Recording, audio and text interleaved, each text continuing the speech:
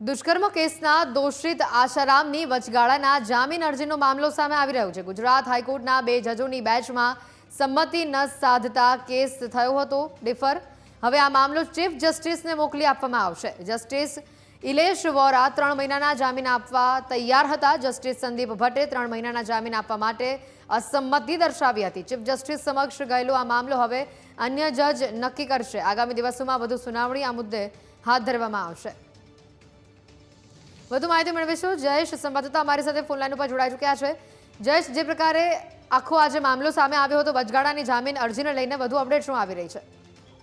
ચોક્કસથી જે પ્રકારે આશારામ દ્વારા છે તે જામીન અરજી છે તે કરવામાં આવી હતી ને હંગામી જામીન અરજી કરવામાં આવી હતી, જેને પગલે સુનાવણી છે થયા બાદ હાઈકોર્ટ દ્વારા જે ચુકાદો છે તે અનામત રાખવામાં આવ્યો હતો। ત્યારે અત્યારે ગુજરાત હાઈકોર્ટ દ્વારા આદેશ છે તે આપવામાં આવ્યો છે, જેમાં 2 જજોની જે બેન્ચ હતી તેમાં સંમતિ છે તે નહોતી સધાઈ। તેને કારણે મામલો હવે ચીફ જસ્ટિસને છે તે ડિફર કરવામાં આવ્યો છે। 2 જજીસ વચ્ચે છે તે સહમતિ નહોતી સધાઈ, જેને કારણે આ નિર્ણય છે તે લેવામાં આવ્યો છે। જસ્ટિસ ઇલેશ વોરા દ્વારા 3 મહિનાના જે જામીન આપવા માટે સંમતિ આપવામાં આવી હતી, પરંતુ અન્ય જે જજ હતા જસ્ટિસ સંદીપ ભટ્ટ, તેઓ છે ત્યાં 3 મહિનાના જામીન આપવા માટે સંમત નથી થયા અને તેને પગલે હવે આ મામલો છે તે ચીફ જસ્ટિસને રિફર કરવામાં આવી રહ્યો છે અને ચીફ જસ્ટિસ છે તે હવે આગામી નિર્ણય લેશે કે કઈ બેન્ચને આ મામલો છે તે આપવો। ત્યારે હવે નવી બેન્ચ સમક્ષ છે તે આ મામલો મૂકવામાં આવશે ને ત્યારબાદ આશારામની જે 6 મહિનાની હંગામી જામીન અરજી છે તેના ઉપર સુનાવણી થશે ને ત્યારબાદ ચુકાદો છે તે આગામી દિવસોમાં આવશે।